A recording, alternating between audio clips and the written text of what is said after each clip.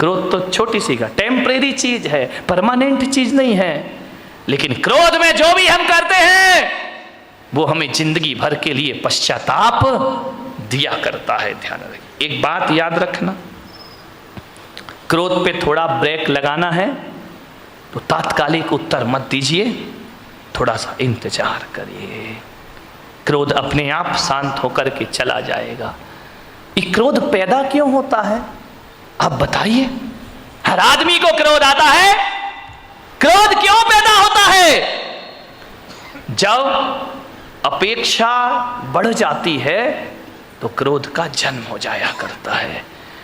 उम्मीदें लगाते हैं हम बहुत ज्यादा उम्मीद लगाओगे, ज्यादा अपेक्षाएं रखोगे और उस अपेक्षा की उपेक्षा हो गई तो महाभारत प्रारंभ हो जाएगा। ध्यान रखिए, आप घर से चल के आ रहे हैं, आपका दोस्त रास्ते में मिल गया, आपने उम्मीद लगाई, आपने अपेक्षा लगाई कि राम राम करेगा, जय जिनेंद्र करेगा, देखेगा, मुस्कुराएगा, और यदि उसने नहीं देखा और तुम्हें देख करके मुंह फेर लिया, भीतर क्या प्रयोग होगा? क्रोध पैदा हो जाएगा। अच्छा बच्चों, हमसे ही बच के चल रहा है, हमसे आंखें फेर रहा है, कल तक हमारा दोस्त था, आज निगाहें फेर के जा रहा है, देख लूंगा मैं तुझे। क्रोध पैदा हो गया। ध्यान, आपसे एक निवेदन है, यदि कोई अम्मा जी बीमार पड़ जाए, दो बहुएं उसकी हो और दो बहुएं घर में हो, और जब बीमार पड़ती है तो अम्मा जी अपेक्षा रखती है कि एक बहू आकर मुझे एक गिलास पानी देगी, टैबलेट देगी, दवाई देगी, एक बहू मेरे सिर दबाएगी। ध्यान रखना, आप सोचते हैं कि बहू सेवा करेगी और बहू ने सेवा नहीं की तो क्या पैदा होगा? क्रोध पैदा होगा। अच्छा, खा रही हैं, रह रही हैं आराम से, थोड़ी सी सेवा नहीं करती, मैं बीमार पड़ी हूं, आके नहीं देख सकती हो।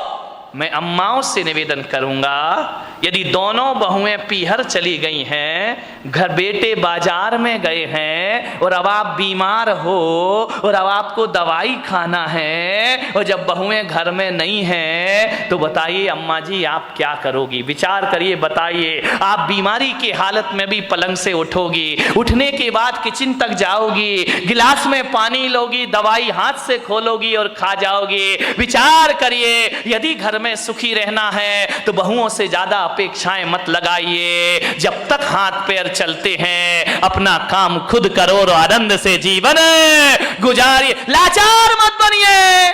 ध्यान रखिए, बहू यदि पानी और दवाई नहीं ला रही है तो ये मत सोचना मेरी बहू खराब है, सोचने की तो बात है, बस इतना सोच लेना मेरी बहू पीहर गई है और मैं यहां पर अकेली हूं, अपना काम खुद करो। ध्यान रखिए, भगवान के मंदिर में जाओ तो ये मत कहना कि मेरे बच्चे और बहू बुढ़ापे में मेरी सेवा करें।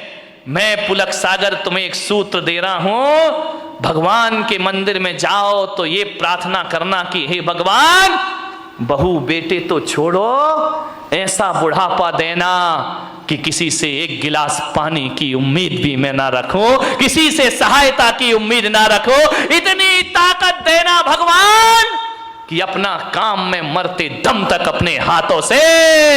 फिर लड़ाई कहां से होगी, फिर झगड़े कहां से होंगे?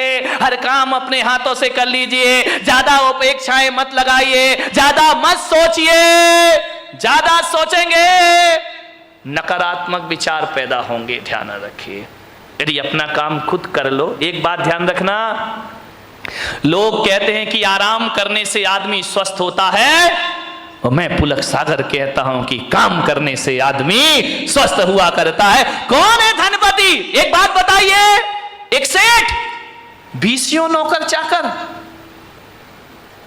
दर्जनों गाड़ियां जिसकी यहां खड़ी हैं, एक गिलास पानी भी अपने हाथ से भर के नहीं पीता।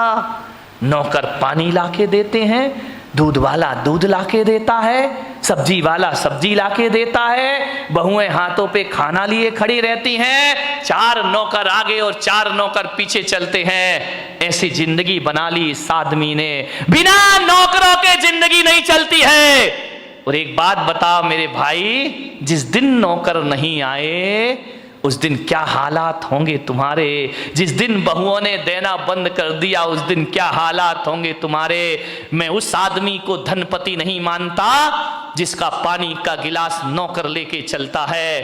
अरे आप विचार करिए, अपने पीने के लिए एक गिलास का पानी भी ना ले पाओ तो तुमसे बड़ा अपाहिज इस धरती पर कोई दूसरा नहीं हो सकता है। तुमसे बड़ा विकलांग कौन होगा। नौकर ना आए तो पानी नहीं पी सकता, नौकरानी ना आए तो चाय नहीं बन सकती।